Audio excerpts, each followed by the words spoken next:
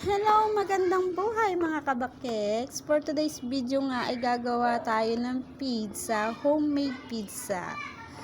Dahil lumiling ng merienda si Kuya Bakokong, ayan at gagawa tayo ng homemade pizza. At kung meron nga kayo dyan bread, hot dogs, sibuyas, bell pepper,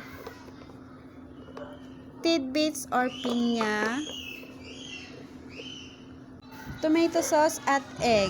At yan nga guys ang mga gagamitin natin para sa ating pizza. At yan nga guys, hindi ko na nga dyan nabidyohan kung paano ko yan ginawa. Pero in-slice ko nga lang dyan yung bread at yung egg.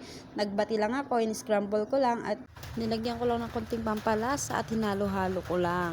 At yan na nga siya guys. Bago nyo nga pala siya dyan ilagay sa kawali guys, kailangan hindi nakabukas ang inyo kalan para hindi siya agad-agad masunog o para maiplat nyo muna siya ng maayos. Pag naplat nyo na siya, ayan, pwede nyo nang buksan yung kalan at pagka naluto na yung ilalim, saka nyo baliktarin. At pag nabaliktad nyo na nga guys, ayan, at patayin nyo ulit yung kalan bago ang lahat, ayan, nag-iiyak muna si Bakeks, nagpakarga pa. At habang nakapatay yung kalan, yan, ilagay nyo na lahat ng mga kailangan, yung tomato sauce. At nakalimutan kong banggitin nga pala kanina yung cheese. Kailangan nga pala natin ng melted cheese. Ayan, at nilagay ko na nga siya dyan. Konti-konti lang. Lahat ng ingredients natin guys, ilalagay natin dyan. Yan yung hotdog. And habang nilalagay nyo mga kabakis yung mga ingredients dyan, kailangan nakapatay yung kalan natin para hindi masunog yung ilalim. At pagka matapos yung ilagay yung mga ingredients o yung mga toppings natin, at saka nyo lang bubuksan mga kabakeks ang inyong kalan para hindi naman masunog yung pinakatinapay natin sa ilalim. At yung ginawa ko nga na yan mga kabakeks, medyo nga nasunog yung ilalim, hindi ko nga alam kung bakit. Pero non-stick pan yung ginamit ko nga pala dyan mga kabakeks, kaya medyo maganda-ganda yung pagkakagawa natin dyan, buo yung aking tinapay. At iyan makalipas lang ilang minuto or 15 minutes mga kabakeks, ay luto na nga ang ating pizza.